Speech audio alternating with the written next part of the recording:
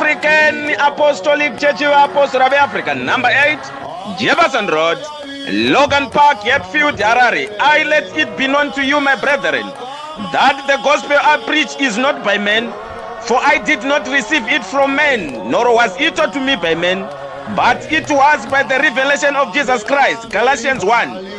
To witness the power in the gospel of Jesus Christ, who commissioned his servant Ernest Paul Mahanja of Africa. We are cordially invite you to the African Apostolic Church, Gauteng Province Holy Gathering, to be held on Saturday, 2 October 2021 at Dinnerlet Crèche 68 Clem Street, Johannesburg. The sick are healed and people are taken out of all troubles. Mark 16 verse 15. For more information, please feel free to contact the African Apostolic Church Gauteng Province Executive on the numbers emerging on the screen.